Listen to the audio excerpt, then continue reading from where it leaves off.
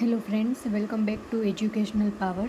હવે છેલ્લા લેક્ચરમાં આપણે ગુજરાતમાં આવેલા હડપ્પીય સ્થળો વિશે ચર્ચા કરી હતી.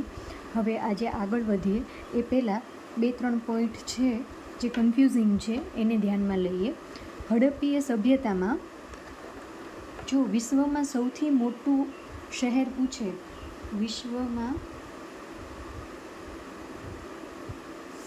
સૌથી મોટું હડપ્પીય શહેર પૂછે તો એમાં આવશે મોહેંજો-દડો. પરંતુ જો ભારતમાં સ્થિત સૌથી મોટું શહેર પૂછે તો એમાં આવશે રાખીગઢી. ભારતમાં સ્થિત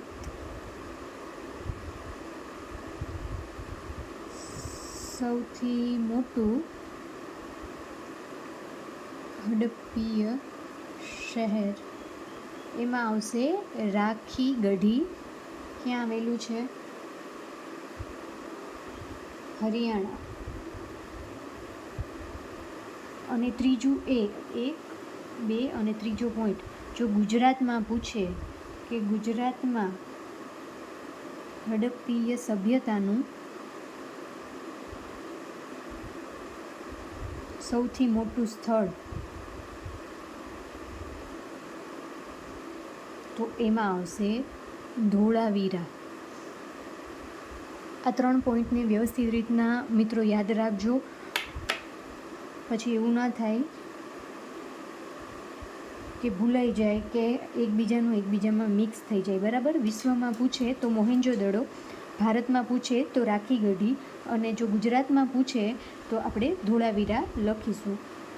હવે આપણે વાત કરતા હતા સિંધુ ખીણની સભ્યતા. સિંધુ ખીણની સભ્યતા. હવે એમાં આપણે ટાઈમલાઈન જોઈએ. આ છે ઈસુ ખ્રિસ્તીનો જન્મ 0 ઉપર. અત્યારે આપણે ચાલીએ છીએ 2025માં. સિંધુ ખીણની સભ્યતા અહીંયા હતી, એટલે એપ્રોક્સ આ 2000 વર્ષ ગણો, અને અહીંયા હતી 2500 BC થી 1750 સમથિંગ. બરાબર છે. એટલે આ 2500 અને આ 2000, એટલે ટોટલ 4500 વર્ષ જૂની સભ્યતા છે. બરાબર છે. સિંધુ સભ્યતા છે એ કેવી સભ્યતા હતી? શહેરી સભ્યતા હતી. બરાબર છે. 4 ભાગમાં જોવા મળતી. 4 ભાગ જોવા મળતા સિંધુ સભ્યતામાં. ક્યાં? વિદ્વાન, વ્યાપારી, શ્રમિક અને યોદ્ધા. હવે સિંધુ ખીણ સભ્યતા છે એ કેવી સભ્યતા હતી? માતૃ પ્રધાન. બીજું, કાંસાની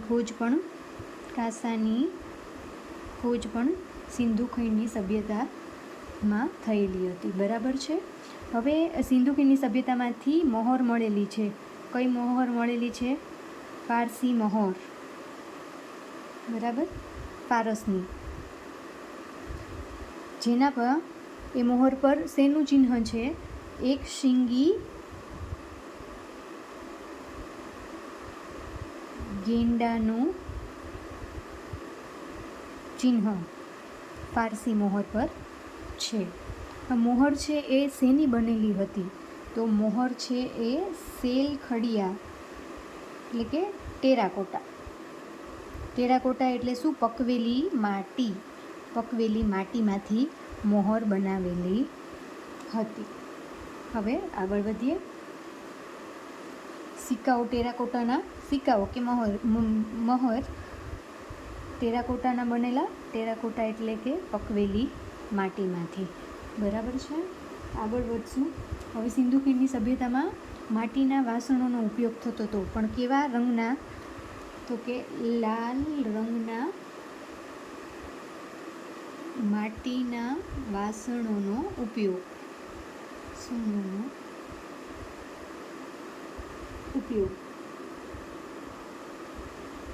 હવે સિંધુ ખીણની જે સભ્યતા છે ત્યાંના લોકો યુદ્ધથી પરિચિત નહોતા. ગાય જોવા મળતી નથી. ગાય નહોતી જોવા મળતી, તલવાર પણ જોવા મળી નથી. બરાબર, યુદ્ધ પસંદ નહોતું એવું આપણે માની શકીએ. બરાબર છે. સિંધુ ખીણની જે લિપિ છે એ ભાવ ચિત્રાત્મક હતી. ચિત્રાત્મક લિપિ જોવા મળેલી છે. બરાબર છે. ભાવ ચિત્રાત્મક એટલે કે ચિત્ર આધારિત. આપણે અત્યારે હું લખીને સમજાવું છું એમ નહીં, પણ ચિત્ર દોરીને સમજાવું. તમને ખ્યાલ હોય તો જે નર્સરી કેજીમાં હોય છે એ બાળકોની તમે બુક જુઓ તો એ ફોર એપલ લખેલું હોય પણ બાજુમાં એપલ દોરેલું હોય. બાળકને વાંચતા આવડતું નથી પણ એપલ જોઈને એ શીખે છે કે એ ફોર એપલ. તો એવી રીતના ભાવ ચિત્રાત્મક લિપિ હતી. કોની? સિંધુ ખીણની સભ્યતાની, સિંધુ સભ્યતાની. બરાબર છે. આગળ વધીએ. પણ આ લિપિ અત્યારે આપણે ઉકેલી શક્યા નથી. બરાબર છે. જો પ્રાગ ઐતિહાસિકમાં આપણે જોયું હતું કે ત્યાં કોઈ લિપિ જોવા મળતી નથી, લેખિત સ્ત્રોતો જોવા મળ્યા નહોતા. આદ્ય ઐતિહાસિકમાં આપણે સિંધુ સભ્યતા જોઈએ છે તો તેમાં લિપિ મળેલી છે પણ આપણે હજી ઉકેલી શક્યા નથી. આગળ વધીએ. બીજું છે કે માપદંડ મળેલું છે. માપદંડ વજનીયું કેટલા? 16 kgનું સિંધુ ખીણની સભ્યતામાંથી. અર્થવ્યવસ્થા કેવી હતી? અર્થવ્યવસ્થા કૃષિ આધારિત હતી. કૃષિ મુખ્ય, કૃષિ પછી પશુપાલન પણ થોડું ઘણું, અને વ્યાપાર પર ટકેલી. વ્યાપાર પર ટકેલી. વજનીયું મળેલું છે એટલે આપણે કહી શકીએ કે વ્યાપાર પર ટકેલી હતી. આગળ વધીએ. હવે સિંધુ સભ્યતામાં કપાસનો પ્રયોગ સૌ પ્રથમ કર્યો હતો. બરાબર, કપાસનો પ્રયોગ સિંધુ સભ્યતામાં ક્યાં કરવામાં આવ્યો હતો? મોહેન્જો-દડોમાં. મોહેન્જો-દડો આપણે ભણ્યા ત્યારે તમને ખબર છે કે ત્યાંથી સુતરાઉ વસ્ત્રના અવશેષો મળેલા છે. બરાબર. કપાસનો પ્રયોગ પણ સૌપ્રથમ મોહેન્જો-દડોમાં થયેલો હતો. હવે સભ્યતાનું વિનાશનું કારણ છે અતિવૃષ્ટિ, પૂર. જળવાયુના પરિવર્તનથી પૂર આવેલું હોય અને અતિવૃષ્ટિથી આ સભ્યતાનો વિનાશ થયો. અહીંયા આપણી સિંધુ સભ્યતા પૂરી થાય છે. હવે ત્યારબાદ આપણે બીજી અન્ય સભ્યતા જે જરૂરી એવી છે એને અભ્યાસ કરી લઈએ. એમાં બીજી સભ્યતા આવે છે, કદાચ તમે નામ સાંભળેલું હશે, આ અડતીય સભ્યતા કાઢી નાખીએ. મેસોપોટેમિયા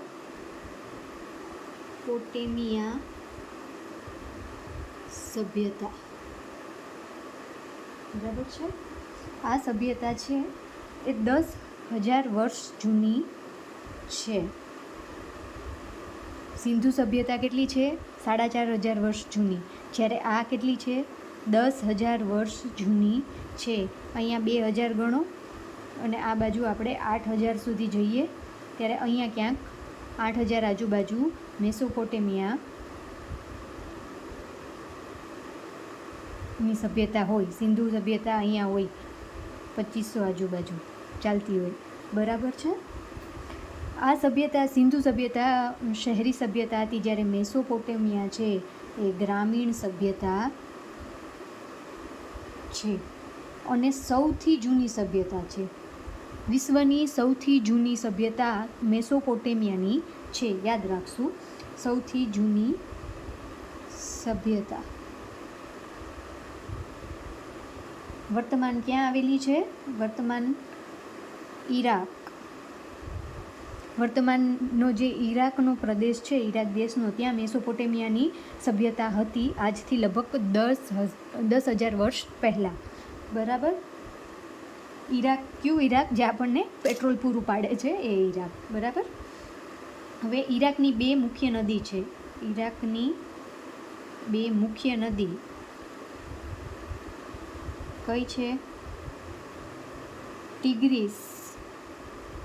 ટિગ્રીસ અને યુફ્રેટસ,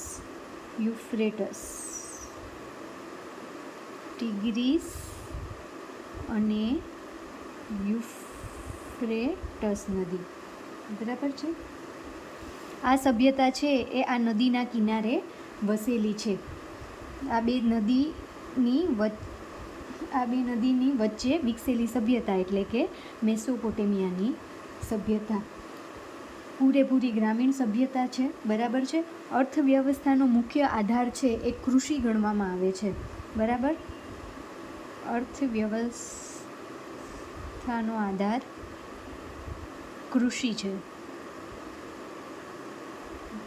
હવે આ ગ્રામીણ સભ્યતા છે, સૌથી જૂની સભ્યતા છે, બરાબર, અને બહુ મોટી સભ્યતા છે. કેટલી કે ફારસની ખાડીથી શરૂ થઈ અને ઇજિપ્ત સુધી આ સભ્યતા છે એ આજથી 10,000 વર્ષ પહેલાં વિસ્તરેલી હતી અને જેને 4 ભાગમાં વિભાજિત કરવામાં આવી છે.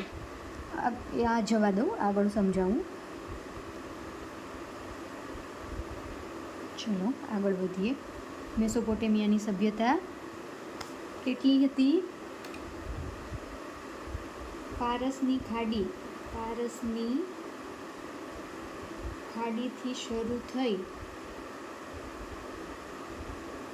ઇજિપ્ત સુધી વિસ્તરેલી હતી.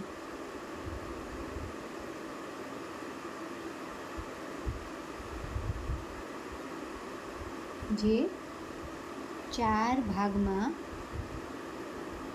વહેંચાયેલી છે. આવેલી ક્યાં છે આ સભ્યતા? ઈરાકમાં, બરાબર છે. આ જાણો કે આ ઈરાકમાં આ સભ્યતા આવેલી છે. અહીંયા છે સિરિયા અને અહીંયા છે ઇજિપ્ત. તો આવી રીતના આખી સભ્યતા હતી, બરાબર છે. 4 ભાગમાં વિભાજિત છે. એમાં છે અહીંયા છે બેબીલોન, ઈરાકનો ઉપરનો ભાગ બેબીલોન, નીચેનો ભાગ છે એ સુમેરિયન કહેવાય છે. સિરિયાને અસીરિયા અને ઇજિપ્તમાં જે આવેલી છે એને કેલ્ડ્રિયાના નામથી આપણે ઓળખશું. સમજાવું. 4 સભ્યતા, આ 4 સભ્યતા મળી. કઈ 4 સભ્યતા? પેલી કેલ્ડ્રિયા, બીજી અસીરિયા, ત્રીજી છે બેબીલોન અને ચોથું છે સુમેરિયન. આ 4 સભ્યતા મળી અને એક સભ્યતા મેસોપોટેમિયા બનાવે છે. 4 ભાગ છે અલગ અલગ, બરાબર છે. આગળ વધીએ. અહીંયા આવેલું છે કેલ્ડ્રિયા, ઇજિપ્તનો જે ભાગ છે ત્યાં આવેલું છે કેલ્ડ્રિયા. સિરિયા છે ત્યાં આવેલું છે અસીરિયા, બરાબર. ઈરાક આ છે બેબીલોન અને આ છે સુમેરિયન.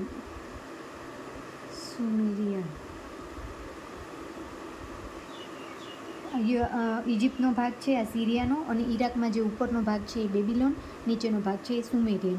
એમ કરી અને 4 ભાગ ભેગા કરીને એક સભ્યતા બનતી હતી મેસોપોટેમિયા. આગળ જોઈએ. સૌથી પ્રમુખ સભ્યતા છે આ, બરાબર છે.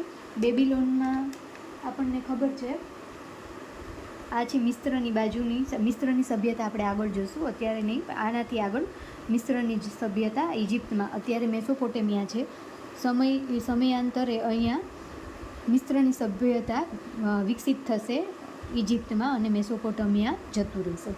હાલ એટલું યાદ રાખશું. સૌથી પ્રમુખ સભ્યતા છે બેબીલોનમાં. પ્રસિદ્ધ ઝૂલતો બગીચો આવેલો છે. ઝૂલતો બગીચો ક્યાં આવેલો છે? બેબીલોનમાં, બરાબર. સિકંદરનો મકબરો પણ બેબીલોનમાં આવેલો છે. હવે એ સમયમાં મંદિરોને છે એ જીગુરત કહેવાતા, બરાબર છે. મેસોપોટેમિયાની સભ્યતા છે એમાં મંદિરોને શું કહેવાતા?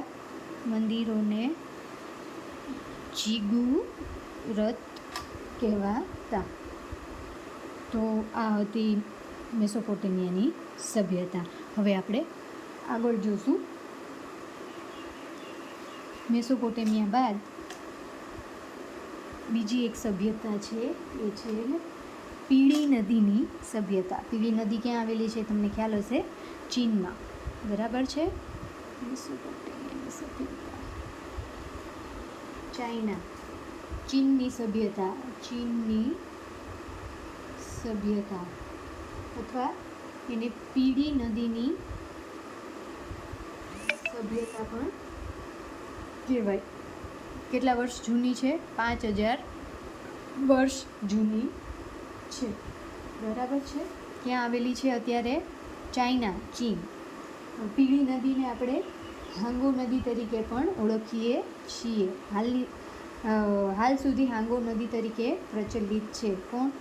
પીળી નદી. અહીંયા ફક્ત એટલું જ યાદ રાખવાનું છે કે આ પીળી નદીની સભ્યતા છે એ શેના માટે પ્રખ્યાત હતી? તો કે ઉપજાઉ જમીન માટે પ્રખ્યાત હતી.